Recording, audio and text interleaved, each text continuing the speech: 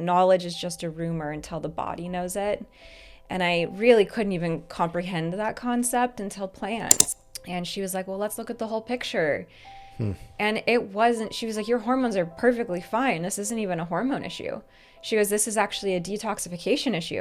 We have to stop treating symptoms. Right. I'm so glad to hear this Dr. Green guy, because we need to start really treating the cause, which is like, it's pointless to do this if you're not going to change your lifestyle. Yeah. Testing. 1, 2. All right, you talk again. Hi, hello. Hi. Great, we're working. This is good. Awesome. Yeah. So welcome. Hello. This is our What's Your Medicine space. I love this. Yeah. Thanks for having me. Absolutely. Thanks for.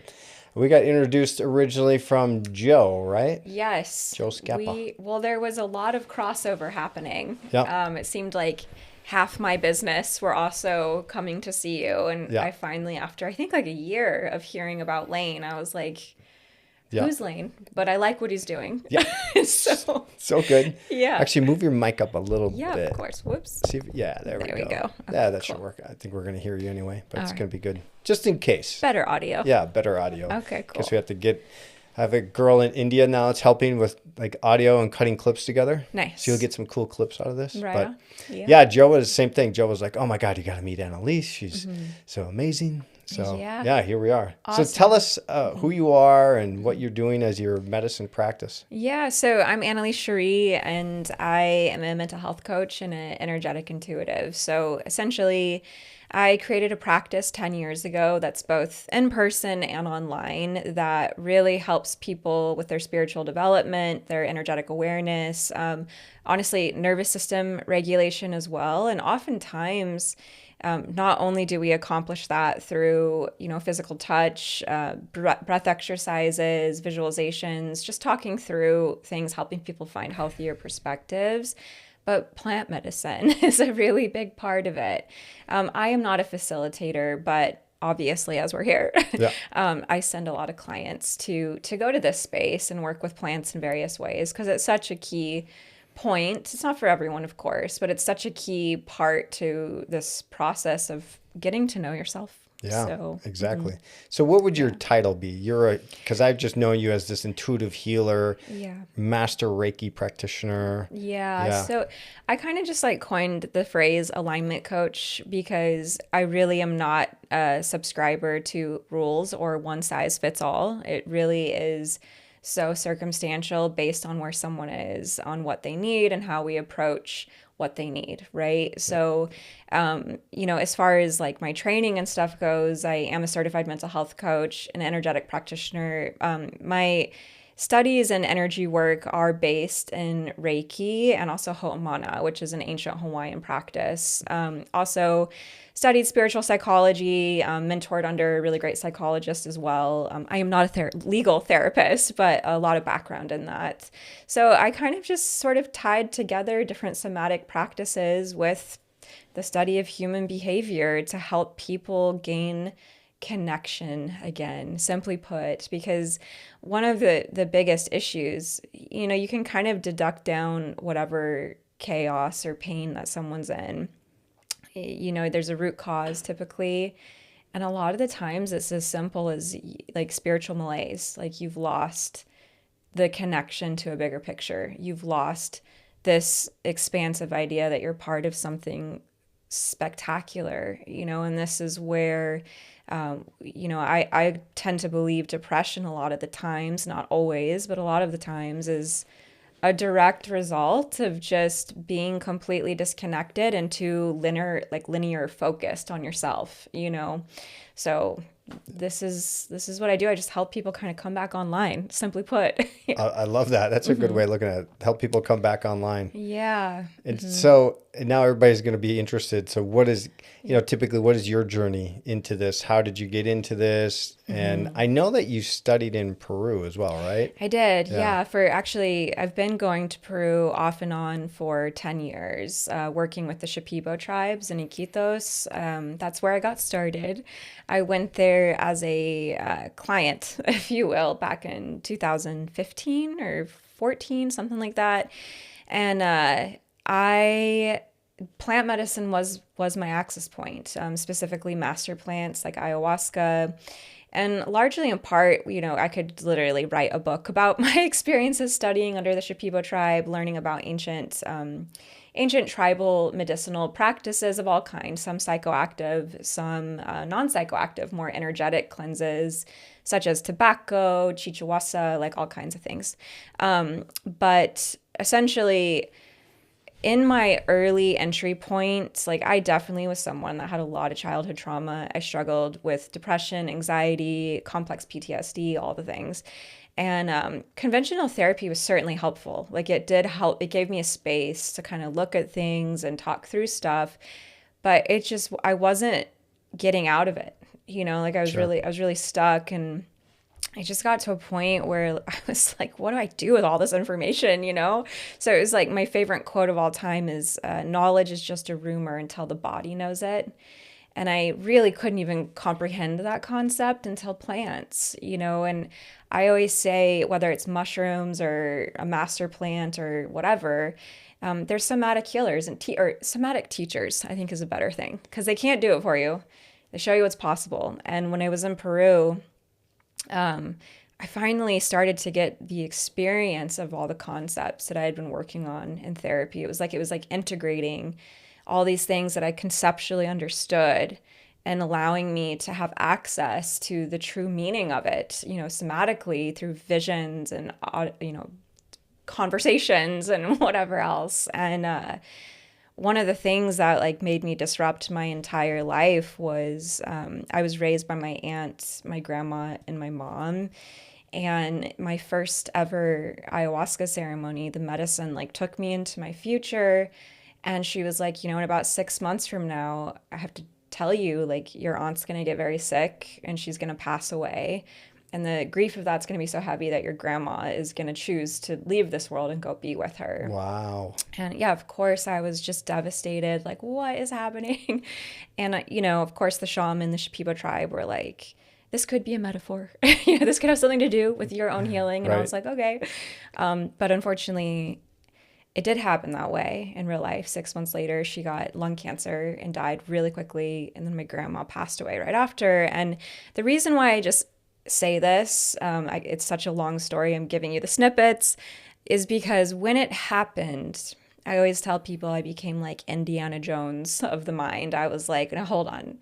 How is that possible? How is it possible that I could receive with such precision understanding and like future tense experiences when I'm in this altered state? Right. And that got me really thinking. I was like, there's a lot more going on than what we think. And, that just began my obsession, if you will, with the world of plant medicine and also alternative therapies, because it's like, wow, there's something going on here about, what is, I mean, this could go all the way deep into quantum Right. physics, but yeah, that's But basically yeah, I it. mean, and the collective, like what information is out there? What are you tapping into? Absolutely. I've had very similar things with ayahuasca too, telling me things that are going to happen in the future, dreams as well, Yes. tapping into that. So yeah, there's something very powerful, and I don't quite know or understand what that is, but I guess Yeah.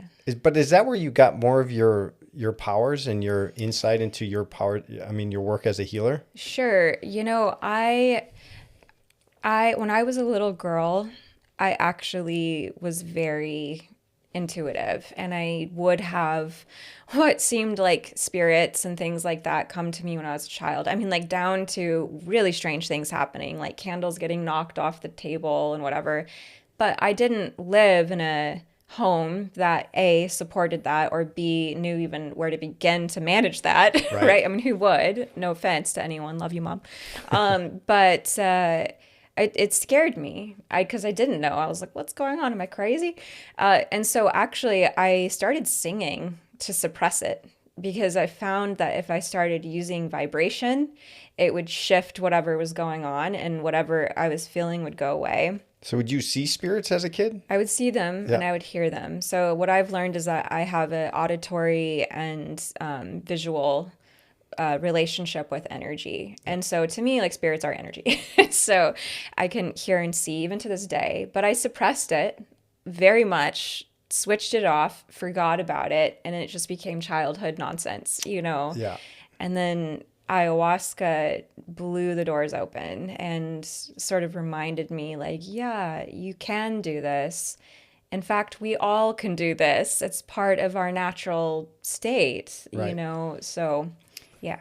Yeah. And I sat with you, what was that, 6 months ago or 9 months ago, whenever we had a session together. Okay, yeah. And you were able to tap into different things that I was dealing with. And I was like, who are you? Yeah. So what is it that are you seeing different spirits? Are you feeling the energy? Are you seeing it in pictures when you're working with people? Yeah, this is such a great question, because it really is a testament to how important intention is, because it's sort of like learning how to anchor in or root into certain energy to allow what needs to be in the space. And we do this all the time. I mean, this isn't just around healing. We do it when we're creating music or painting a picture or writing a script. It's anchoring in to a feeling, to an energy. And I say this because whenever I work on someone, the intention and the energy that I'm holding in the space is whatever is in the highest good of this individual, whatever needs to be here that's in service to them, like let it come through. And so sometimes, absolutely, there's loved ones that have passed away that come in, and I don't really call myself like an evidential medium. I've never been like trained in it, but it's Right. just something that's there. So sometimes, absolutely, loved ones that have passed away will come in if it's necessary for their healing. Sometimes, this sounds crazy, but it can feel like angelic energies or just like higher beings that are in support. But really, the way that I kind of see it is frequency. Like I think that it's easy for us as human beings, like we kind of need to put a name and a face to something that's kind of seen but not, or felt but not seen, right? So we create these like symbols or these people or these things in order to help us understand. But to me, I feel like it's just calling in helpful energy to the individual. I also really believe that the central nervous system, we have myofascial tissue, we have electromagnetic current moving through our whole body, not just our mind. We store memory and emotions everywhere. And Right. so, when we're going through your main energy centers, which commonly known as chakras, those chakra centers fall on every major organ in the system. There's so many energetic pathways moving through your heart, your lungs, your stomach, your digestive system. Like these are huge functions in the system. There's a lot of energy being generated in them. And because of that, they really store a lot of different emotions, thoughts, feelings.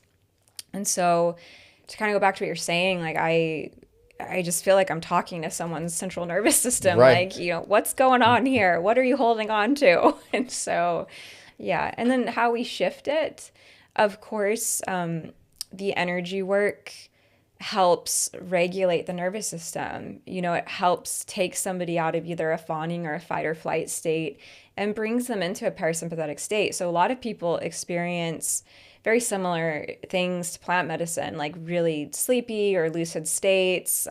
They too can have visions and whatever. But overall, like, it brings you to parasympathetic state so we can look at your truth, whether you want to look at it or not. Yeah. And then, of course, like the remaining of the session is really strategies and, challenging your belief systems, how you're emotionally relating to certain things in your life, and creating, I always say, perspective expansion, creating new perspectives that are equally as true, but more beneficial to your experience. So as you experienced. Yeah, exactly. Yeah. That's great. And so, because I've sent people to you post, psychedelic experiences.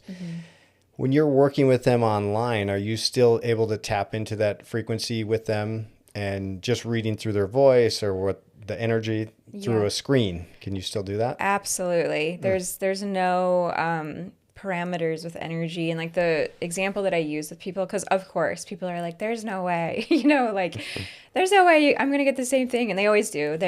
They're always like, that blows my mind, but yes, of course, because energy doesn't know parameters. It's energy. Sure. And so, we have these experiences all the time where like you'll just be sitting there and you'll be thinking of your friend, and all of a sudden that friend will reach out to you and you'll be like, whoa, I was just thinking about you. Or just when you're in a confrontation with someone, you don't even need to be on the phone with them and you can feel the energy between the situation. Sure. It's like we're all connected. And this is something like, certainly not pushing a belief system. However, 10 years of being a practitioner, like I have come to believe, so believe what you want, that there is some sort of singular source of energy that we're all part of and connected to. I'm not here to name what that is. I don't know. But I say that because we are all connected. Therefore, everything that you are, in some sense, I am. And therefore, everything you're feeling, with permission, of course, is accessible. Sure. So, yeah. Mm-hmm. So is any of this into people's Akashic records? Do you work with that at all? It's not my area of study. Yeah. I've had my Akashic records done. It's pretty cool. Yeah. But, again, from what I understand, Akashic records is like the library of your past lives and everything you're part of and connected to. It's not really my area of expertise. I don't really dig into the past unless, of course, like I said, it needs to be. Like if there's something that really is tethered to something previous. But my only debate here, although no judgment, because Akashic records are really cool and I love them and I've had brilliant experiences with them, is like if we lived and died and we went through that lifetime and we're here, we probably gained the lessons that we needed to bring us here. Sure. And so that's my only thing with that. But it's brilliant still nonetheless. But Yeah. I don't do that. Fair enough. Yeah. Yeah, that's a whole nother field. It is. But you're yeah. definitely gifted. So whatever, Akashic records, again, you have to have permission to go in and seize people. But yeah, I agree. There's like whatever is present day. Let's just work with that. And sometimes, stuff in the subconscious, it's there for a reason. For sure. Absolutely. Yeah. I mean, I've had crazy experiences, I'm sure, as you have, in plant medicine, where I've definitely gone into past lives and alternate realities. And I'm like, whoa. So sometimes, like, the way that I see it is like, for sure, things from other experiences can come up. But if it is, it's usually there to remind you of something you already know. It's sort of like, hey, remember this? Like, Yep. Or remember who you are. Remember this incarnation that you once had where you were super powerful. Let's find that again. Yeah. That's usually when it happens. So I think it's fascinating. You could probably sit down with your family members, your partner, and be like, you're lying to me. Or Yeah. I'm seeing something completely different here. Oh, for sure. Yeah.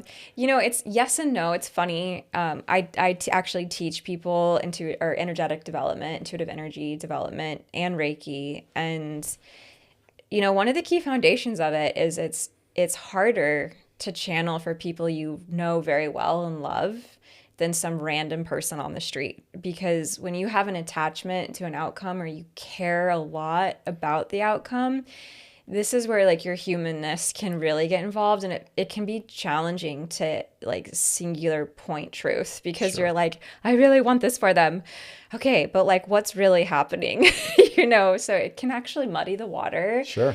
Also with that too, like any practitioner will tell you this. Again, like I always just say, like I'm a tour guide. I actually can't do anything for you, but same with plants. They're just tour guides. They're there to illuminate and show alternative ways to do something and give you an alternative perspective that kind of disrupts your flow of how you've been doing things. And, ultimately, like you have to be the one that does that, but you'll see that people only can go as far as they're willing and how much they're willing to look at truth.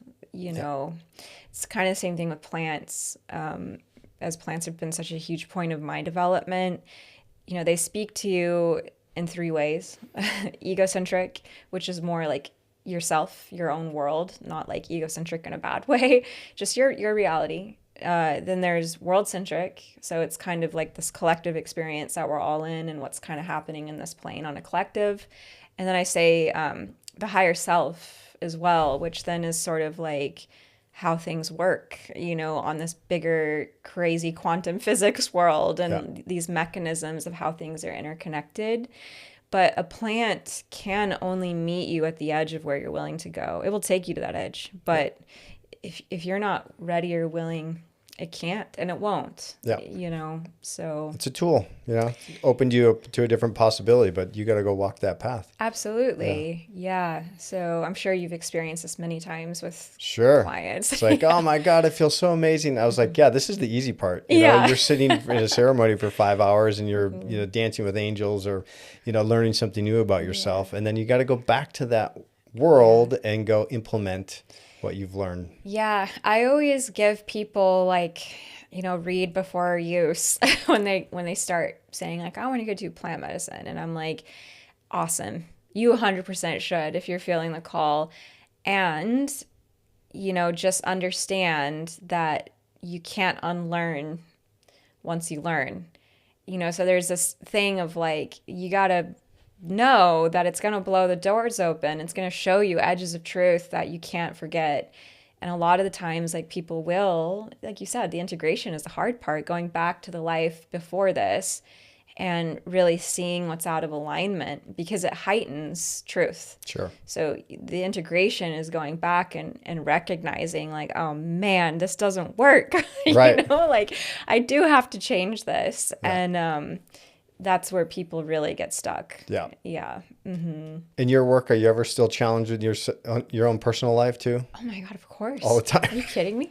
Whenever people are like, I want to be an energetic intuitive, I'm like, yeah, just by the way, this is not a job. It's a lifestyle. And you do have to constantly look at yourself and you live in the space of healing, because if you stop working on yourself, wow, does it show up in your sessions? Does it show up in so many crazy ways? And it just amplifies. Yeah, so absolutely. Yeah. Are you recognizing some overwhelming theme with clients that you're working with, the energetic field that we're experiencing now in present day? That's such a great question. I've noticed, obviously, to no surprise, it changes a lot, but there usually is a central theme where I find myself talking about very similar things. I'm like, okay. This trip, I'm currently out here on a work trip right now. I've seen about almost 30 people so far. And one thing that's been coming up a lot is what boundaries really are, which is very interesting. And it makes sense to me just on a collective level, because I feel like we're all really confused and lost right now, and we don't know what's happening and how things are changing. And because of that, it's created a lot of deregulation, a lot of fear of the void, the unknown. How are things changing? We know we can't keep moving in the way that we're moving, for sure, on so many ways. And because of this, I think people are not in their power. They're afraid, they're fearful. And when there is fear, we condemn, right? We can become susceptible to so many things. We're not leading ourselves, not knowing what feeling of truth is anymore, looking for answers outside of us. And so to tie it back to this theme of boundaries, as I've been sitting with this, I've actually been finding that I've been helping people understand what boundaries really mean. Because I feel like because so many are scared, they think boundaries is aggression, I'm standing up for myself. I'm saying what I need to say. And I'm like, that's great. And, to really be in boundary energy means that you're just so centered in yourself that A, you're not attracting these situations, but of course things happen. And B, when they come up, your roots are so strong that you don't fall over. Sure. You don't have to push back. You can use your discernment to know, hey, let's talk about this. Why are you doing something that doesn't feel good? There's more compassion. Sure. For humanity. So that's been a theme, big theme. Boundaries. I like that. Yeah. The evolution of it. And another one that comes up, I talk to other healers too, is, because you're coming out here, you're working with 30 clients. That's a lot of people to come into, for the short amount of time. I get this question a lot.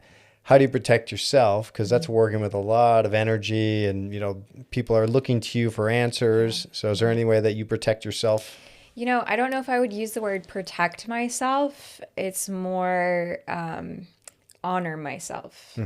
So I guess that would be how I protect myself. What I've learned with this work is that if I don't use the path as a means to empower myself, then I'll fall over.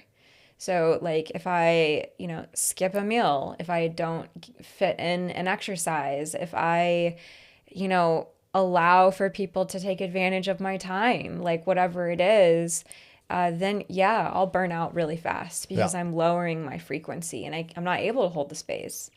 To be a leader, really, not that I'm a leader, that sounds very culty, but you know what I'm saying. I'll give you leader status, yes. You know what I mean? You have to like know when to say no. Yeah.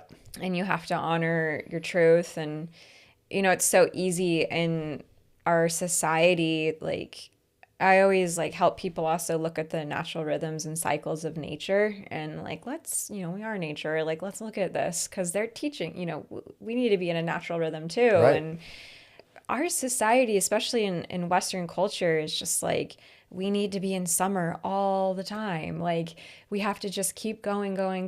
No fall, no winter, no spring. Like what are we doing? Yeah. And I say this because you can't do that as a practitioner, and you have to honor your own boundaries. And you have to also honor like when you can't. Yeah. And just say like, no, it's my winter right now. Like I'm going to have to take less. Like I just actually took basically 6 months off. Yeah. I was just going to ask that. To reset. Yeah. Was that, when you said I wanted to take 6 months off, was that something you were like, you know what, I need to go rest for a little bit, or you got a trip to Egypt too in that time? I did. So like, I'm out. Yeah. I mean, if I was still working online, but it's different than traveling, it's just different than working with people at this high volume in person. For me, it was just sort of recognizing like, hey, this was really great. I've been running my business for 10 years. And of course, it's been this evolutionary process. But like when the fires happened last January, there was just a lot of very clear messages and symbology showing up in my life where it's like, hey, it's time to kind of slow down, go into a winter and recalibrate and reevaluate like how we recast this path you're on in a bigger way. And what that really meant was like I had some work on myself I needed to do, like really about like increasing, self-worth, like a lot of things that are just the continued journey of healing. Yeah. But it was really powerful. And I won a trip to Egypt, actually, which is crazy. Wait, you won? I won a trip to Egypt. How did you win a trip? It's the most crazy thing. So there's a practitioner, Gigi, that we both sat with, which is Egyptian medicine. And she was originally going as a practitioner on this trip, and then things changed. So I'd heard about this and followed the Instagrams. And like one random night, I was actually getting ready to leave on a vacation to Colorado, and they gave away like a free Instagram thing. And I was like, sure. And never in my life did I actually think, who wins that? No one. And I won. And I was like, oh my God. Nice. Yeah. So I ended up going to Egypt for 17 days. And that was just, it's funny. Like it was such a testament to when you really honor slowing down. Yeah. It's so scary because you're like, what if I lose everything I built? But I just was like, and I have to preach what I teach, or I have to like live by what I teach. And like, I really was just like, I don't know what's going to happen, but I'm going to honor this no. And like by honoring it, my online business like quadrupled, and I won a trip to Egypt. That was the most restoring, most perfect, what I needed experience. And I just was like, it is so true. Like, wow. The universe is supporting you in that. Yeah. And that's how I say is like, leave room for magic. If we always try to be in control, we're never going to see that life has our back. Yeah. Doesn't happen. That's amazing. So did Gigi end up leading the whole retreat? She didn't even go.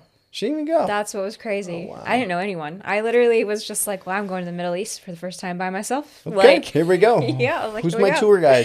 Yeah, so it's an amazing company. The owner is based in Germany, Oceanic Adventures. So yeah, Nice. pretty cool company. That's great. Yeah. So I love getting into Egypt because I'm on my Instagram feed because I've been watching too much of Egypt and all the conspiracies around Egypt and Fair.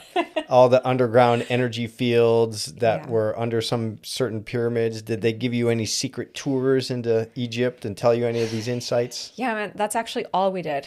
We Yes, had, all the conspiracy stuff. yeah, Fantastic. I know. So we had two full blood Egyptian healers that were with us. So they were fully native, part of their lineage, who do ancient Egyptian ceremonies, which is, I learned when I was out there, was very vibration based, like kind of like chanting or humming, like very toned out. Like they work a lot with vibration, Sure. which is pretty cool. And yeah, we went to all the temples, including the pyramids, and we had private access into the king's chamber, and we did a ceremony in there for 3 hours. I cannot even begin to tell you like how life-changing that was. Is this with the Acacia? There was no medicine. It was traditional ancient Egyptian ceremony, meaning it was all led by this woman who, gosh, she must be like in her 70s. I don't know. But it's all like chanting, like you seeing these hums, these tones, and like go up these different vocal scales. Wow. And there was 18 of us that were in there. It was private, lights off, cameras off. Like it was really, I don't know if I should even be saying this. Yeah. Sorry. But yeah. And so there's no plants, but this is what was so cool. And honestly, like I always tell people, plants are just showing us what we're capable of. Yeah. Like they want us to figure this out. And more importantly, I started asking myself many years ago, which turned out to be true, if I could have these experiences on plants, could I have these experiences off of them? Because if my neurology and my mind could open up channels like this, like, is it the medicine or is the medicine showing me something that I can do? Sure. And it turns out it's a little bit of both. And I say this because when I was in the pyramids, we didn't take any substance and we just did these vibrational chantings. And it was, there's that feeling, if anyone's listening, I mean, any plant medicine, not just ayahuasca, mushrooms can happen with too. When you're dropping in to the medicine space, you can feel kind of like this big energy shift taking place, like something is overriding my control. Right. It's like, I always say it's kind of, if you're lucky, it's like a falling leaf, and like Right. you just kind of go further and further until you're really in it. If you're not lucky, it's a punch in the face and blast off. But yeah. But I was in the pyramids and I started feeling that exact feeling. And I could tell that something was shifting my nervous system and my neurology just through sound. And I was like, what is happening? And it was so overwhelming that I started to feel anxious. And I almost got up to go get the program leader, not the woman leading it, but the owner of the company. And I stood up and I heard this voice say to me, sit down. And I was like, Okay. Yeah. Sat down and then, listen, like this is going to be full on conspiracy, but at this Bring point, it. I love it. yeah, like the pyramids are not what we think. Or if you're a conspiracy theorist, they're exactly what you think.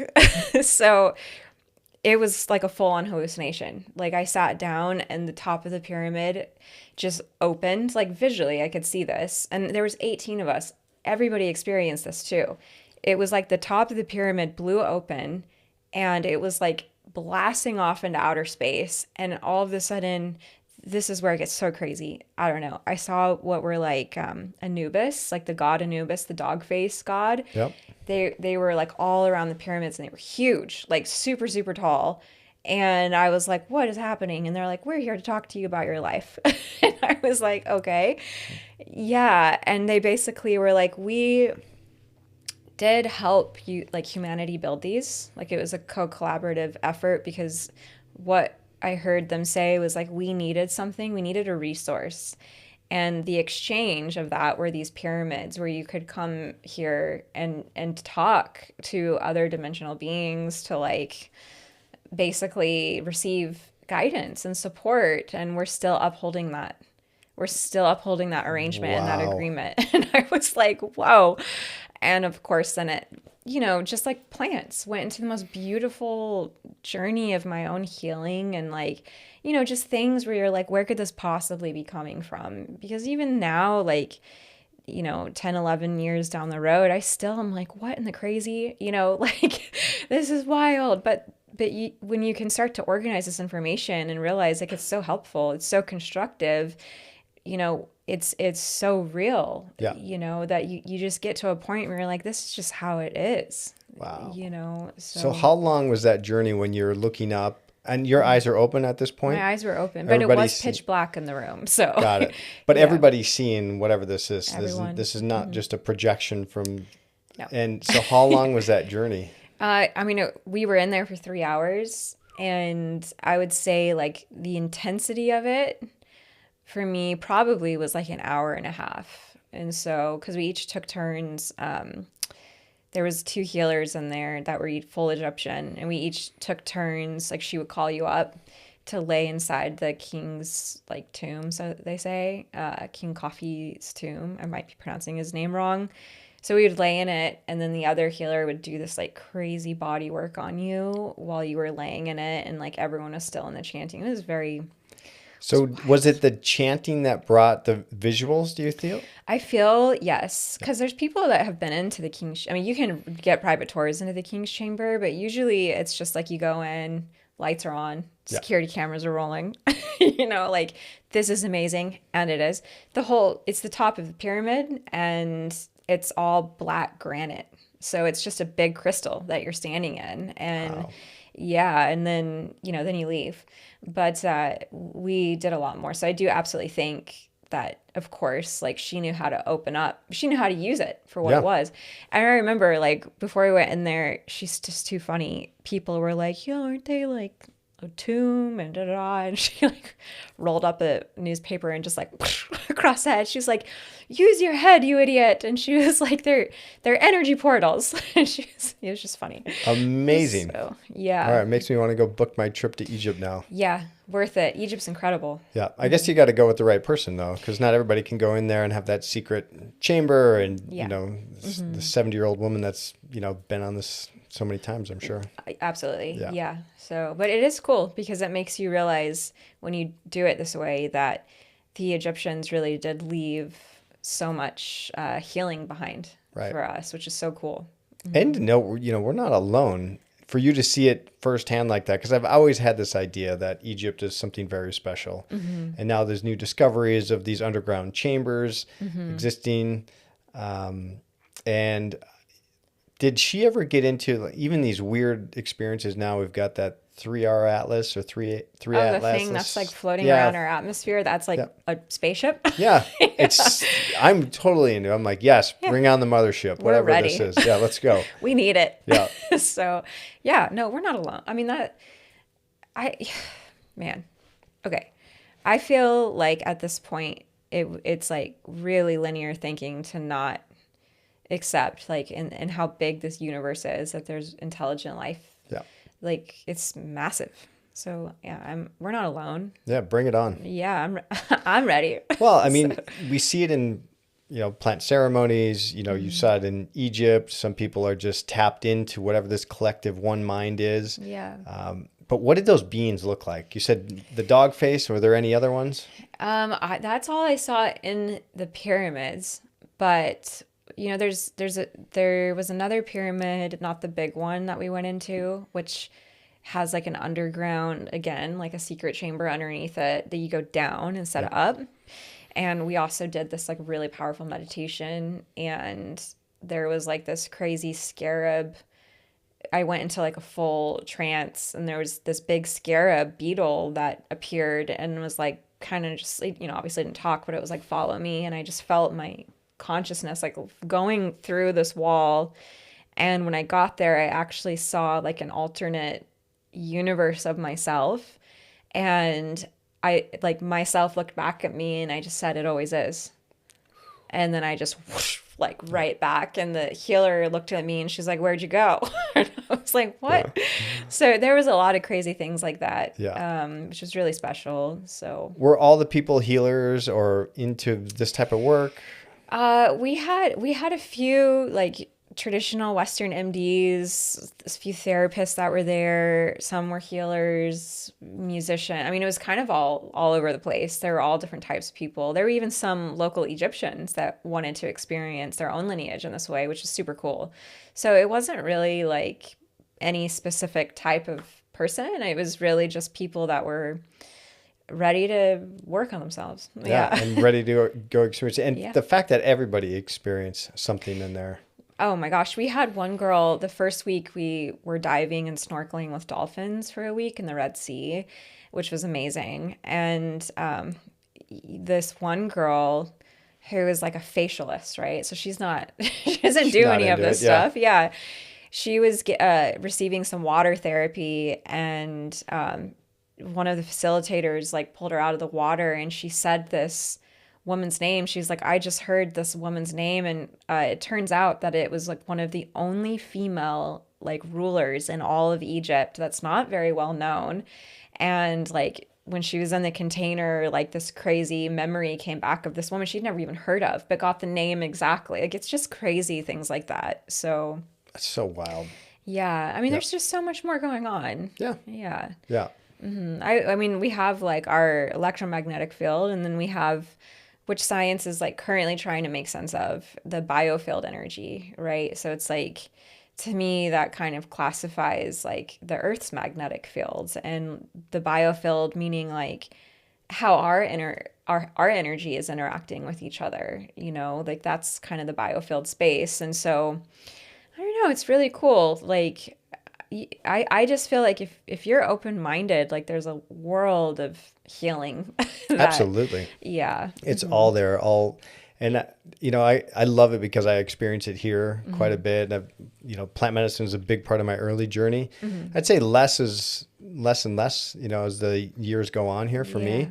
I'm happy serving it, but it's amazing the stories that I get to hear, from people of where they were, what they're experiencing, who's with them from past lives to ideas for the future. Yeah. So what are we tapping into? Yeah. There's this book Larry Dossey wrote. He wrote One Mind, basically about the collective one mind. Yeah. But talk about like people have this experience in dreams as well. Yeah. And psychedelics is another one, or just a mother's intuition about, something's going on with my child. I feel it. I know it. Yeah, absolutely. Well, I mean, again, we're all connected. So it's like we can feel when someone's hurting. That's why that saying of like we're only as healthy as the sickest person is really true, because we are really connected, and we all got to cross the finish line together. Yeah. We really That's me, do. by the way. Okay, all good. I love this saying and I really feel it and subscribe to it. Like, it's not enough for me to succeed. I need the people I love to as well. Yeah. And it's true. If someone's hurting in our family, God, we can feel it. Yeah, for sure. So I don't really know if there's like at this point, it's like, are we even debating that there's this super intelligent thing called consciousness that's moving through everything, and not just this earth, but everywhere, So talk about your family lineage. You had some early trauma that you had to work through and heal yourself. Was Absolutely. that passed down through generations? Is it inflicted on you randomly? Yeah, great question. I would say passed down like karmically. So to me, like karma or patterns is just, energy that we stay in, meaning like behaviors and beliefs and patterns that we continue to play out that generate the same experiences through generations. So I definitely think there's some of that going on.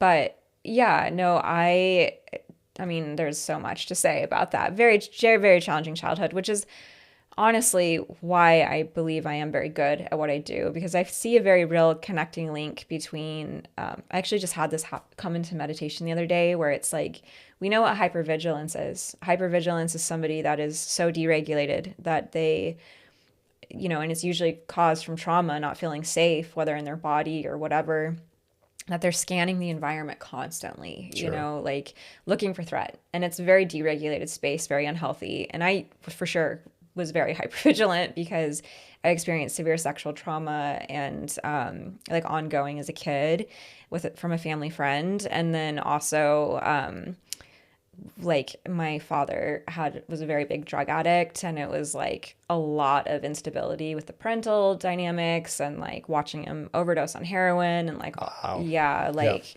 crazy experiences. And then of course like that had a rippling effect to my older siblings that ended up getting into like super mental health stuff. And bless my mom's heart, did the best she could to hold it all down. I don't know how she did it, but just a lot of destabilization, and like so much trauma that we were all trying to figure out. But I say this to go back, I'm jumping all over the place. The hypervigilant component, we've proven this. So there's something happening within the body that we can read the environment, but it's a deregulated state. Whereas intuition and channeling and being able to read the energy of the room, but in a regulated state, is the exact same thing as hypervigilance, but it's a regulated nervous system. Do you see what I'm saying? Yep. Yeah. So there's clearly a function within our system that we're meant to be able to pay attention and be aware and read the environment. When we're regulated, it becomes a superpower. Sure. When we're deregulated, it becomes a really big problem. And this is why I think some of the most powerful intuitives, mediums, practitioners were birthed in trauma. Most of them had, like Lee Harrison, you name it, severe trauma that they were like, I got to get out of this world, so they became open to more, and I mean, for sure, that's what happened to me. Right. So, yeah. Yeah. It's in your, the reptilian brain too, is you're constantly on fight or flight mode and scanning the environment and looking for threats. Yeah. It definitely, plays a toll on the body. Oh, absolutely. But I love that if you're regulated, you can scan and still be more intuitive to the environment. I like that. Just more aware of it and, use it for your benefit. It's not a threat to you. Yeah. It's a navigation. And you're like, oh, okay. Now, was your dad ever able to get out of using heroin, or was it? It was more like opioids and, yes and no. Yeah. Yeah. I mean, I had a friend deal with the same thing. It was opioids. Actually, he had cancer. They gave him opioids because they were just like handing him out like Pez dispenser. Yeah. And then that became too expensive. He couldn't get him anymore. So the next fix was heroin. And then he danced that line. He's, still dancing with that to this day. It's a tough ride. It's so addictive. Yeah. My dad was a very successful MD, and he got addicted to pills. Is where it started. Opioids, like opioids. painkillers. Yeah. And then it kind of just went downhill from there. And then that's like a really long story that we do not need to pack and take for a whole podcast. But doctor's great. Get access to the best drugs. Exactly. Yeah. So whatever you want. But yeah, his journey has been really fascinating. It's been an ebb and flow. He's done really beautiful things with his life. Good man. Really good man. Just, I kind of say like a victim to what a lot of people are, which is serious addiction to opioids. I don't think this is back in the 80s. Right. That we even really understood how addictive they were back then. Yeah. So, yeah. Yeah, they didn't really care. They were just like, we're going to make money off of this. So, welcome to pharmaceutical land. Yeah. Yeah, it's such a joke. I just had Dr. Green on here. He's same thing. He's doing a club called Monarch and treating more of the individual, the client is not, you don't come in to him and say he's writing prescriptions. He's like, all right, what are you eating? What are you drinking? How's your exercise? And they're the first wellness clinic to treat the person as a whole. Wow. It's amazing. They're expanding. They got a couple clinics here. They want to do New York, Dubai, Miami. Oh, I hope so. It's so needed. Yeah, it's amazing. I gave up. I had some... For sure, the sexual trauma created some hormone imbalance. Like I developed PMDD, premenstrual dysphoria. And so I would get really depressed for 11 days leading up to my period. And it was like my whole life. Horrible. Wow. And so like that's half the year if you think about it. And oh my God, I went to so many gynecologists trying to figure this out. And they The only two options that they would give me was progesterone or antidepressants. And I Sure. was like, when they try, I said no to the antidepressants, no judgment, just not for me. And the progesterone, I was like, okay, but like, shouldn't you test my hormones to like even see if that's what's wrong? And Yeah. they would always just be like, hey, I've been doing this for 20 years. Like, trust me. And I was like, okay. And so I tried the progesterone. It was a dumpster fire. And like, I ended up going to, what's it called? Functional medicine doctor. And she was like, well, let's look at the whole picture. And it wasn't, she was like, your hormones are perfectly fine. This isn't even a hormone issue. She goes, this is actually a detoxification issue. Let me show you the story. And she was like, you're probably from fight or flight from a lot of stress and trauma. She was like, your adrenals and your cortisol and your glutathione are in overdrive. And she was Wow. like trying to process things. And she was like, because of that, your like cortisol levels are in the trash. You don't even have cortisol anymore. And she was like, and because of that, you're not detoxing estrogen correctly. Interesting. Yeah. And she was like, so this is actually just a backup of estrogen in your system that's causing this. And she put me on Chinese medicine herbs. I've been on them for like 4 months. I haven't had a split of depression, not once. And it was crazy because the symptoms of it's called Dem Detox. It's just like a Chinese herb. Okay. My breast tissues, like all those lymphatic areas were so sore for months as my body was clearly dumping out backed up estrogen. And what's crazy about this is that the number one cause of breast cancer and uterine cancer is too much estrogen in the system. Wow. So, yeah. And Dr. Mindy Pell's, she's brilliant. She talks about this, like in the book Fast Like a Girl.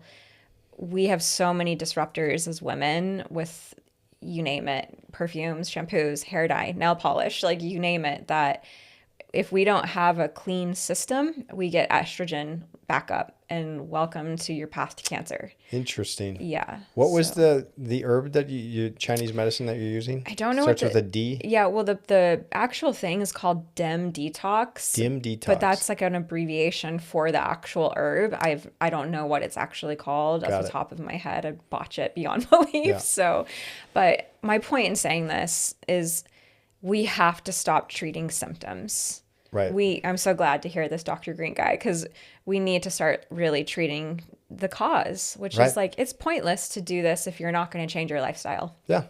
Sorry, not sorry. Yeah. I mean, it's so true. Healing is not convenient. Yeah. It's not. Like, you have to show up for it. Right. So get your ass outside, start working out, eat right, drink right. But you, for example, too, it's also get the right treatment or get the right diagnostic. So if you're going in and seeing the right doctor, that always is going to help too. Absolutely. Yeah. And it's all connected.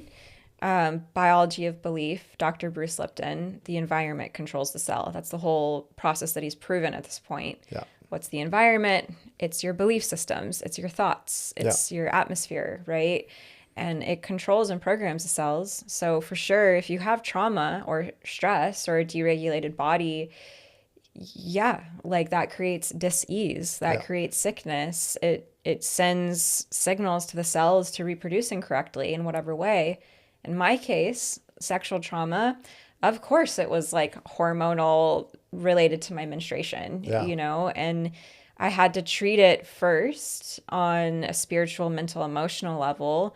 And then it got to a point where I had the capacity to then deal with it on a physical level, because they both matter. Yeah. So, but you got to find the doctors that are like, let's look at the story, not the symptom. Yeah. Yeah. So the last 4 months, you've been good. No depression. Not a wink. Wow. The first time in my entire life. So this this all stems from that you deciding to take your 6 months off and now going to Egypt and trying some new medicine and, you know, honoring yourself. The medicine started before Egypt. So I was already sitting pretty before I went to Egypt. Yeah. Which is awesome. So, yeah. Well, there's a lot of women in your same situation. Oh, You know, whether it's, bad periods, menopause, you name it. They're just, it's so easy to prescribe progesterone or antidepressants, anti-anxiety. Now they're on Xanax, you name it, just to get through the day. It's super sad. Yeah. Yeah. Like, no judgment. I get it. It's horrible. Who's this doctor again? What's her name? I didn't think I mentioned Dr. Via, Via. Genesis Natural Medicine. She's based in Tucson, Arizona, which is where I live. Nice. And she's just a little baddie. She's got Yeah. her little checkers bands on and her scrubs, and she's like, let's look at this. So good. Yeah, she's Yeah. awesome. And that's where you live full time, Phoenix? Tucson. Tucson. So south of Phoenix. Am Yeah. I live on 7 acres of land with horses and a little desert paradise. And Amazing. yeah, I love it. Yeah. Do you So- feel like you'll live there full time? Well, You're doing the dance back and forth here in LA for a little bit. Yeah, I do think Arizona will, at least at this point, be my forever home base. Of course, that could change. Who knows? But I love it. It's such a grounding energy for me to just nest and restabilize. But my partner and I, he is literally a professional camper. So that's literally what he does for a living. So we spend like a large majority of the year living out of this awesome like AluCab pop-up tent on our Ram or our GX, our Lexus GX, and it has like a stove and shower, and we literally like will live in the mountains. So is he a guide for others, or he's got his own camping company, or how's? No, he I guess you would say he's like an influencer. Amazing. So, yeah, Chase in Point. He is an incredible cinematographer. So like amazing photographer, videographer, and he he's an engineer as well. So he like builds all these amazing off-roading overlanding vehicles, and we just travel around like filming amazing inspirational content, and it's been so symbiotic with my life because literally with the invention of Starlink, I could be 13,000 feet altitude in the San Juan Mountains, which I have done, and take Zoom calls with my clients next to a river and deer. And amazing. It's the best feeling in the world. So he's the guy you want on your survival team. Oh, yeah. Yeah. I mean, my God, I've learned so much about living in the woods. And I actually just started picking up archery as well, which has been incredible. Great. Yeah. Do you know what kind of bow you have? I like the traditional cross and bow. I'm not a big compound bow person. It's more like a weapon. Yeah. If I were to hunt, probably for the animal's sake, it's so much more ethical. But I don't think I ever want to do this for hunting. I say I don't think, because who knows? Yeah. But for maybe me, you guys are going to be off the grid someday and got to go survive. Yeah, I mean, maybe the whole world. And yeah, exactly. But that's what I was getting at with this. Is there a collective feeling? Are we all ending here soon? I think yes and no. Yeah. I think that for sure the way in which we've been living has already died. And we're in this state of acceptance and recognizing like, no, there's no going back. There's only going forward. Right.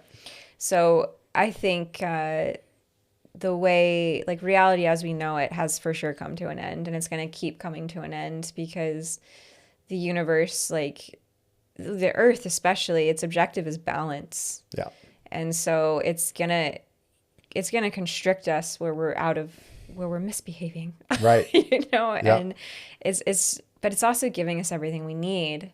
And I really believe it's why we're seeing such a huge awakening and such a expanded understanding of energetics and this interconnectedness, because of course, like if we learn our value, we're going to understand the value of others and certainly this earth. Sure. And we're going to start showing up, when we treat our body right, we're going to treat the earth right, and it matters. So, one of my first ceremonies in 2016, the medicine was like, I want to show you the relationship that the earth has with humanity. So going back to that world-centric learning, right? And she's like, to do this, I'm going to give you the experience, because I don't have children. She was like, of what it feels like to be a mother. And so if you're a mom listening to this, like think about how much you love your kid, right? Like you would do anything for them. I feel that way about my niece. So I kind of get it. And then I got it in the ceremony. But she gave me this feeling, and I was just like, whoa, it's like walking with your heart outside of you. Like you would do anything. She goes, now I want you to have the feeling of what it would feel like to watch that child grow up and cause extreme harm to all these other beautiful things that you love and all these other beautiful people. And the pain of that was so overwhelming, where I was like, oh, I just can't even put into words what it felt like. And she goes, this is what's happening right now. This is how the earth feels about humanity. She, oh my God, loves you guys so much and wants you to figure this out so damn bad. Right. And she was like, but like also, then she goes, and I want you to also feel this, recognizing that you're the only one that can stop it. That was the other component. So it was like, you're the only one that can stop your child from creating the harm. So there was also this underfeeling of like, if we keep creating a lot of harm for the planet, like the earth is also being put in a really uncomfortable and very sad position of we're a creation of it. Yeah. That goes into, I guess, mistreating others, pollution. Absolutely. You name it. Yeah. I mean, if you travel outside of this country, go to more to developing worlds, like obviously I've spent a ton of time in Peru in less inhabited areas, not like the Sacred Valley, which is very touristy. I mean, you see under the rug. They don't have the same waste management structures that we do out here. The Amazon is filled with garbage. Yeah. I mean, like I went swimming in the Amazon and the bottom of it was like bags of trash. Really? And it's so sad. And so, you walk over mountains of garbage and clothing and plastics to get down to the river. It's like... Yeah, because there's no sanitation. I experienced that in Bali as well. Mm-hmm. I remember swimming and looking underwater. I'm like, what did my hand just hit? And it was like a yogurt. And then my other hand hit a plastic bag. I'm like, I'm out of here. Yeah. What is happening here? Yeah, you see it. Yeah. This country does a really good job of like, look over here. Yeah, at least put it in a hole somewhere. Yeah, for sure. So, it's kind of where we're at. I am not a doom and like, I really think we could get this. Yeah. I think we still have the opportunity to get it right.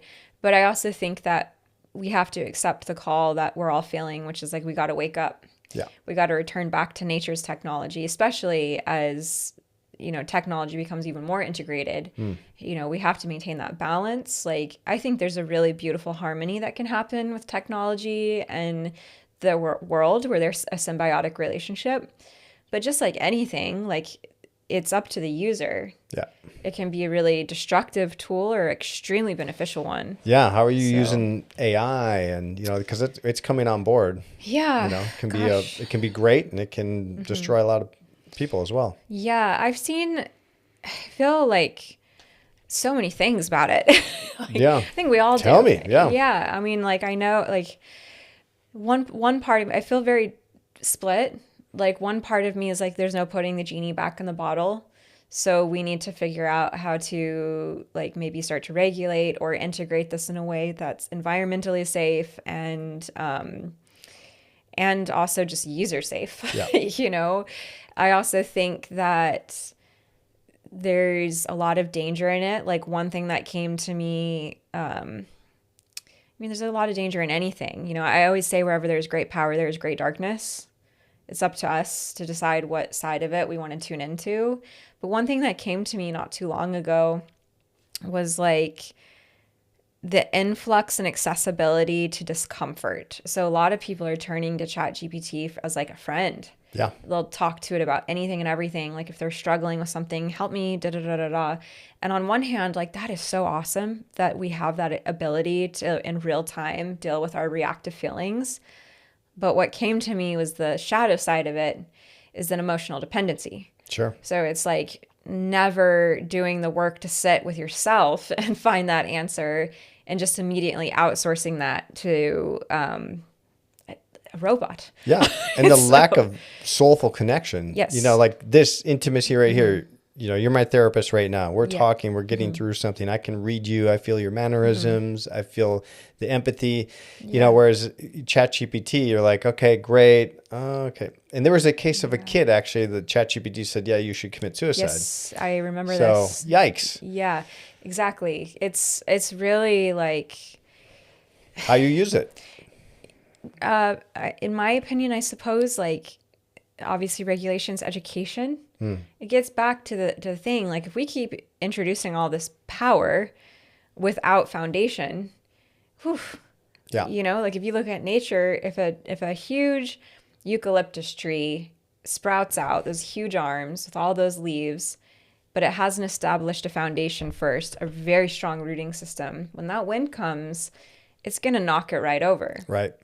And what's happening here is that there is the advancements in technology, and the way in which it's being introduced into society is so fast.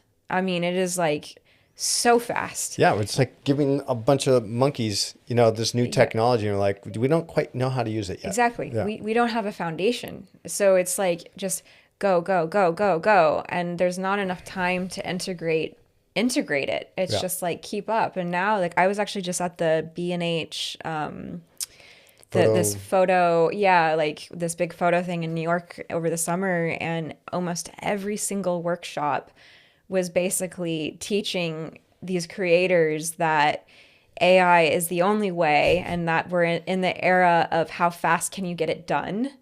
And I'm just like, this is, wow. Yeah. This is bad. Like, this is so the opposite of regulation and taking the time to slow down. So I honestly, I don't know. The only thing I can really fall back on it is like, I don't think it's going to go away. That I can tell you for sure. It is going to get more integrated into our society. So in this case, as technology rises, we need to return to nature's technology, plant medicine, our own internal intelligence, connection to nature. Wow, that needs to be there. And otherwise, we're going to get into an extinction level. Yeah. It's not real going to be quick. My brother and I laugh about this. We talk about, okay, giving ourselves the next 10 years, but what we really want to do is get a flip phone and not be attached to any of it. No more Instagram, no more Facebook. I mean, yes, use it as a tool. I like to use it as, putting out good content and help people. But I do the same thing as everybody else. I can doom scroll, and all of a sudden, you're lost for a half hour. Like, what did I just do with my time? Oh, yeah. So sure. That will be my future goal, is just to have a flip phone that I can dial people's numbers, and that's it. I don't have to dive into that whole world. And I think there's also, it gets messy too with politics, with different groups. It's like it's becoming a bigger divide, and AI actually can help with that divide, or it can bring us together. Maybe we will need a spaceship to land to bring us all together at some point. Yeah. Yeah. I mean, divide and conquer. It's a great way to collapse a society, is to rip the power source apart, make people think that they're not in control. And this is where I say, like, just, of course, like, stay educated, stay aware, like, know what's going on, do the work to use your own discernment. But at the end of the day, if you really want things to change, it's not about aligning with the problems, because it just doesn't work. Like, you really need to align with the solution, which means you need to really start being the change that you want to see in the world. Yeah. But truly, like, so true. Yeah, you do. You need to align with the vibration of what you want to anchor down. Yeah. So it's sort of like, one of the psychologists I train under, he would always say this thing of, like, where focus goes, energy flows. Yeah. So you see, he used politics as an example. He's like, you'll have these people that are like huge, like, anti-abortion, right? But then they'll go to the abortion clinics and kill the doctors that are doing it. And it's like, be careful that you're not focusing so much on the problem that you become the very thing you're fighting. Yeah. So that's sort of something I always remind myself, where I'm like, stabilize. Yep. The answers are when you center and can get into a container of alignment. Yeah. So. Yeah, I find myself in that too. I can get worked up and reading things and getting upset, and I'm like, this is all an algorithm, meant to disturb you, meant to stir you up, meant to make you react. And I think most things online too is like, it could be a bot, it could be some, farm somewhere, that these bot farms that are just creating content for you to get stirred up. 100%. Yeah. I mean, like, it's wild, but this goes back to, funny, like, the theme of boundaries. Yeah. Right? Like, know thyself. Right. Like, you have to be centered to discern truth. Truth is not subjective. It's not an opinion. It's a frequency. Yeah. We always know. You can always feel when somebody's lying. For sure. You're like, what feels weird about this? Yeah. Like, I don't know. Spidey senses are all up right now. Yeah. And then like we can make then the conscious decision to trust. Like, okay, I'll trust you. Yep. Even though I don't know why. Right. So truth is a frequency. It's not an opinion. So, the more clear you are, the more centered you are, the louder, then more clear that is. Yeah. So you can feel it. I think that's going to be our future too. We're not going to, I think language might even go away. We're going to be able to really just tune in. And I already know your thoughts. I know what you're going to say. Yeah, we could end up being a nod. Yeah. I look back to my brother and I'm a twin. Uh-huh. And we had our own language as kids. There's 2 of you? Wow. There's 2 of me. No. Yeah. I blame all the bad stuff on him. Oh, okay. Your evil twin. Yeah, my evil twin. Okay. But we had our own language. And sometimes it was just a noise or a grunt or something. And we just knew intuitively. My parents wish they would have recorded it, but that was like eons ago, before the digital age. But we would just have this, this language that we knew back and forth. I feel like more and more work we do, the more we elevate. I feel like, I can't lie to you. You already know. You just feel it. Yeah. And I feel like more of that's going to start happening with us. I agree, because it's actually our first intelligence. It's funny. I just was talking to a client about this today. Language is a secondary form of communication. Energy was our first form of communication. Yeah. And we actually, in our most organic original states, that's what we were doing. So language became like something that it evolved into. Sure. So, and even now, whenever I travel to foreign countries where I don't speak the language, for example, I was just in Egypt. I have no concept of that language in the way that I can kind of navigate Spanish or something. And I just found myself like, I just have to tune in to like what you're communicating to me. I just have to pay attention to the emotional acuity. Like, what are you saying? And I could arrive to it so quickly without needing to understand the words. Yeah. It's wild. Yeah. Speaking of energy, as you were moving through your healing journey and doing the work you're doing now, are you attracting different people, from what you grew up with and people you were hanging out with at that time? Yeah, well, for sure. Well, to clarify, do you mean like in my personal life or client-wise? Yeah, personal life. Yeah. Oh, okay. I guess both. Yeah. Yeah, so it is both, yeah. for sure. Personal life, absolutely. I mean, that's probably been the most fun journey, especially my clients that I've had this is so great. Like my client return rate, like I still have some of my first clients from 10, 11 years ago that Amazing. Still see me. It's incredible. But the reason I say that is a lot of these clients have been on a journey with my own healing. And a lot of them, when I first started this, I had a big road ahead of me still with trusting men again, healing the sexual trauma. I'd done a lot of work on it, but there was a journey. And, my current partner right now, like everyone who's been on this journey with me is like, wow, like this relationship is a testament to the fact that change is actually possible and that growth is real. Amazing. Yeah. Cause like where it started to where it is phenomenal. Yeah. And so my relationships definitely changed. Friendship dynamics, of course, like the more value I held, the greater the relationships became. Yeah. And, again, internal environment creates external attraction, like what it is that you're bringing in, whether to learn or to see yourself. Right. That's really what it is. You're always bringing in either a lesson or a reflection, and it's very nice.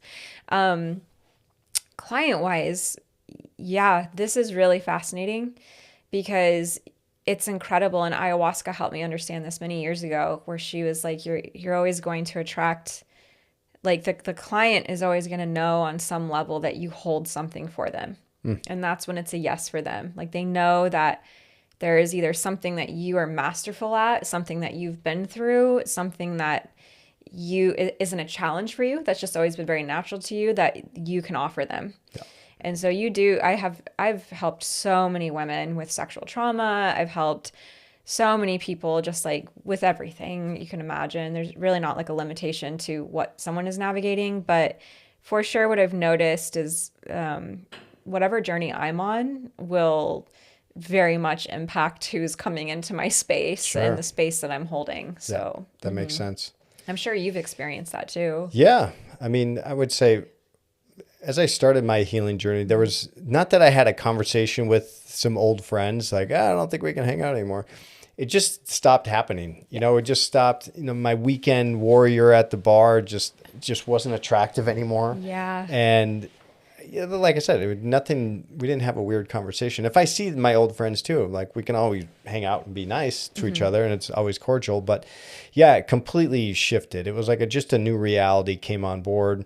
New friend groups started joining. I hang out here in Topanga more often than not, so you attract those types of people. You know, the hippie culture, I guess, or the people on the spiritual path. Yeah. And you know, once you get to a certain place, it's not that anybody else is bad or wrong. It's just that you're at a different frequency, different vibration. Yeah. And I love what you said. It just, again, you change internal environment, external environment will change without you having to do anything. Yeah. It's how it works. So, you know, you do, and also like when your priorities, your values, like what you need to learn changes. Yeah. So like, you're not going to attract people that aren't doing anything for you on some level. Not that, do you see what I'm saying? Yeah. Like everybody's here to teach us something. For sure. And so there's that.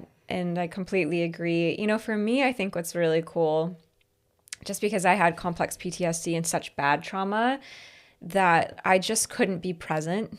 I just could not like exist in this world. I existed in my head. And yeah, it was terrible for most of my life actually. And, what I find for me is I actually don't really have like, I mean, I think everybody's on the spiritual journey, whether they want to acknowledge it directly or not, we are, you know. I found for me that where I'm at is actually just in the simplicity of living. Like, it's like making the simple sacred. I have just been on this really fun journey of finally being able to like be present and live my life and enjoy it. And you know, like I said, I just like go camping all the time. And like, What a great life. Yeah, I just travel. I just get to be present to life again. And that to me is the greatest like spiritual awakening, is just to be here and see how valuable it is. Yeah. Because you get to be a healer, work with people, then you go back and recharge through nature, use your Starlink. You can be anywhere. Yeah. It's just the greatest ever. It's so good. I love it. Yeah. Especially during the fires. It's such a huge benefit out here because we had no communication out here. Neither did the firefighters, crying out loud. I remember you were installing Starlink for firefighters. Yeah. It's amazing. It was wild. Well, that was some interesting intuitive hit. I was like, I got to get back to Topanga. I had this weird dream about coming back and being here. And I came back here and a friend of mine was working with a global disaster relief. And so whenever there's a major impact around the world, they go in and what do you need? And they were asking, does anybody there need Starlink? And I'm like, well, I was going to give mine to the fire department, but I'll ask. And I literally just showed up to the fire department. They're like, oh my God, yeah, we need it. And so do 40 other fire departments and, you know, all the mobile rigs. They had 6,000 personnel here. And in Topanga, for those that don't know, I mean, it's just, there's dead zones everywhere. Yeah. So you had fire trucks, you know, they had a rover, a guy that would kind of run down to see if they can get connection somewhere. You know, even their radios weren't always working in different areas. So yeah, having the Starlink was a huge benefit for them. It's a game changer. It was great. Yeah. Thanks, Elon. Yeah, seriously. Yeah. Like that's a huge contribution to the world. And this is an example of how technology can be integrated in a way that's really useful. Yeah. You know, because it is like, I think it's also giving us, this is where I think like social media and Starlink has been such a blessing in the regard that like we don't have to live in cities anymore to grow. Yeah. In fact, in many ways, we're dispersing, we're getting back into more community living and more of a simple way because we can be so connected in these larger like distances now. Yeah. And so that's also really beautiful. Right. Very healing. It's helping us get back to our natural state. Right. So yeah, but that's when it's in alignment. When it's in alignment. Yeah. And I think the other crazy part is when you look at AI and the videos that are being created, we're not going to be able to tell what's real or not anymore. I've fallen wild. for it. I'm like, So have I. look at this bear. And I'm like, oh man. Yeah. Are you getting those bear ones that like, oh my God, Yes. they're taking the bear cub, or, I don't know, a dog playing with a bear. Oh yeah. I'm like, oh my God, that's so cute. I'm like, oh, this can't be real. I'm like, oh yeah. Oh yeah. No, Yep. for sure. I've fallen for it. Yep. And then I realized, my God, again, this is why discernment Yeah. and center is so important, because we are in the age of deception, my friend. For sure. But imagine a little kid now watching, their lives now are on the screen. So they're watching a completely different universe, and they don't, their reality check is so out of tune with reality, with nature, because they haven't been there. And so much of their belief is right here on the screen of what they're seeing. And so I feel like, I've seen a lot of people, I've got clients now sending me their kids who are completely stuck or lost, depression, because there is no connection with nature. Yeah. They've lost that. I think it was Neil deGrasse, the scientist, DeGrasse, who said something that really, really hit me, or it was David Attenborough. I don't remember, but which one of them, or maybe both of them, said, how are we supposed to fight for something that we never knew? Yeah. So it's like, if you never grew up with a sky full of stars, then why would you even think it's something that we need to effort towards? Right. If you never grew up with clean water or whatever, like your adaptability and concept of this being normal is already there. Yeah. So why are we putting energy into this? And it's a kind of a scary thing.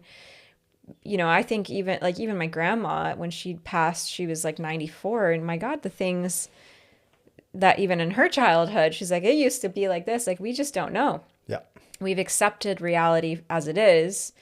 And, the more disconnected we get from what nature offers, the less like shepherds, you will, that will be there, because why would you? Yeah. Yeah. It's crazy. So really your healing journey was mostly through plant medicine, or did you have a specific therapist that you worked with at that time too? I honestly, like 100% mostly plant medicine. Yeah. I sort of therapist jumped because I wasn't really... In Peru, right? Is that, it was in Peru. Most of your work there? Yes, a place called Amaru Spirit. Literally one of the most incredible places, because they focus it's not just ayahuasca. It's like 10-day minimum stay. So like, it's not just like go and come home, like you really got to get in there. And it's the whole body, detoxification, integrative plants, like everything and in between, energy work, you name it. It's all inclusive. So it's like the full spectrum of alternative therapies in one space. And that place changed my life forever. And the rippling effect, my God, of how many people's lives it changed. Yeah. How'd you find them?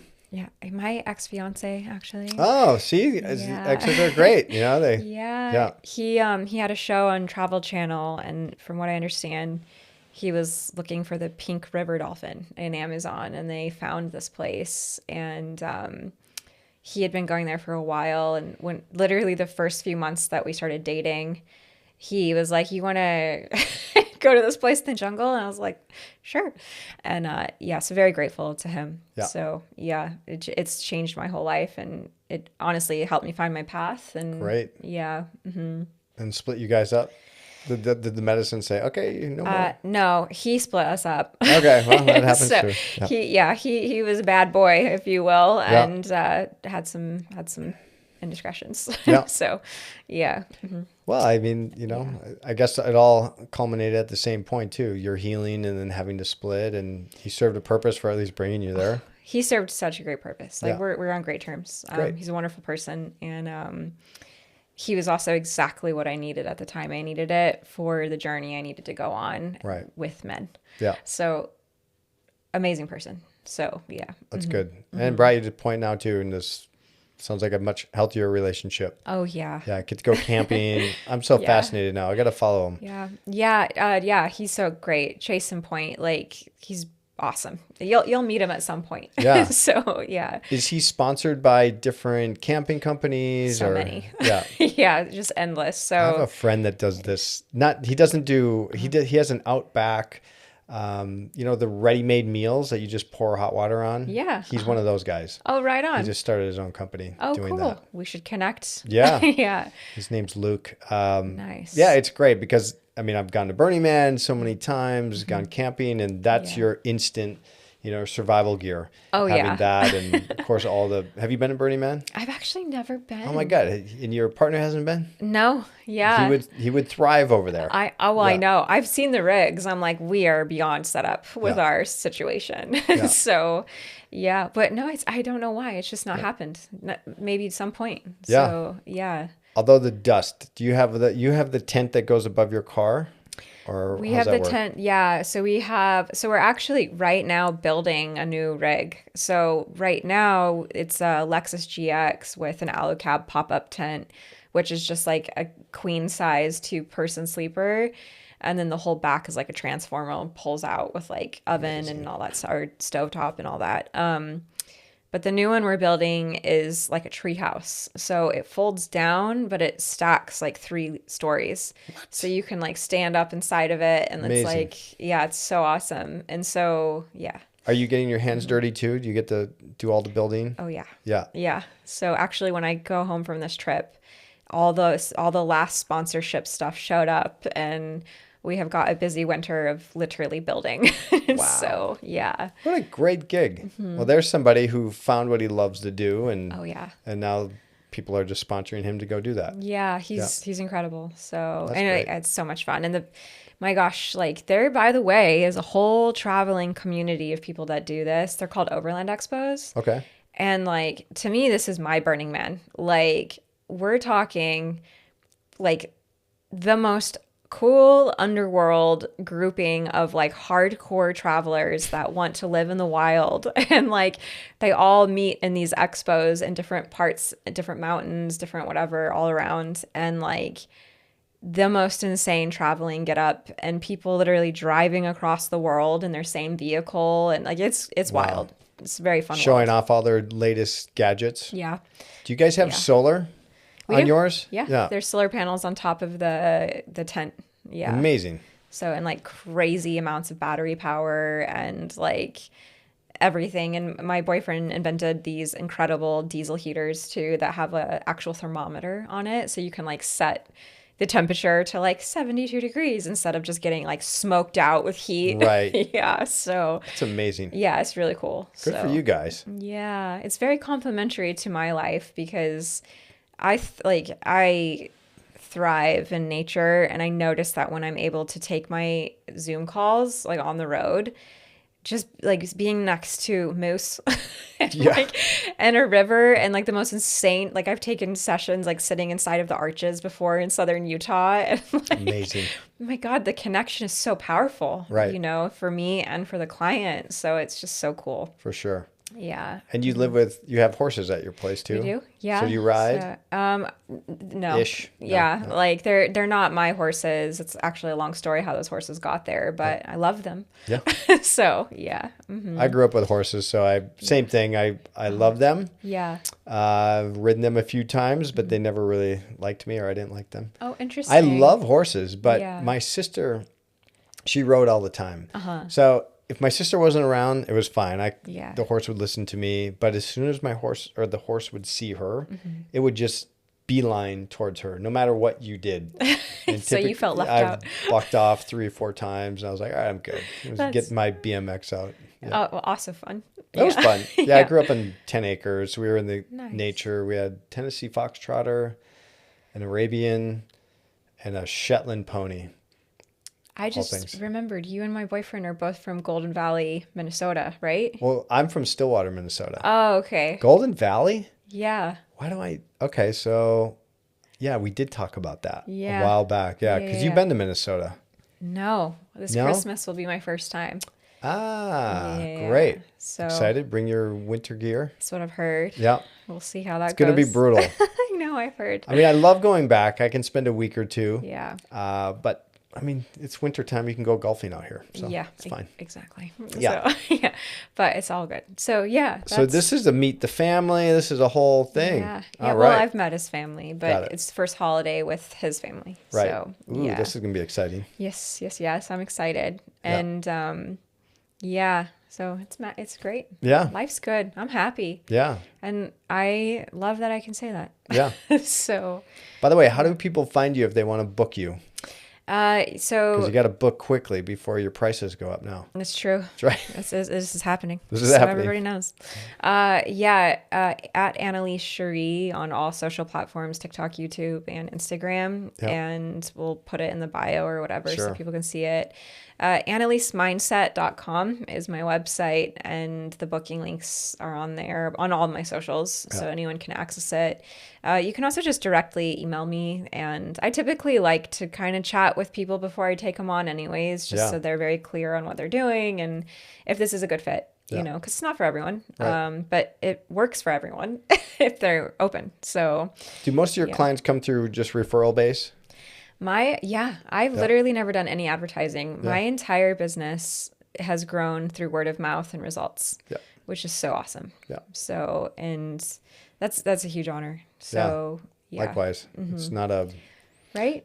I mean, I can't really advertise. So. Yeah. Right. Yeah. You're like, come do mushrooms. Yeah. No, it's amazing. I also feel like that's why we had so many crossover clients. Right. Because I feel like you and I kind of like operate the same energetic plane. You For know what I sure. mean? Yeah. Just let them come. Exactly. Yeah. Right. I guess that's what I'm doing. That's exactly So, it. It really is. Yeah. Right? I mean, if you would have asked me 15 years ago, I'd be doing this. Like, not a chance. Same. I got a room full of sound equipment and take people on journeys. And Yeah. I had no rhythm.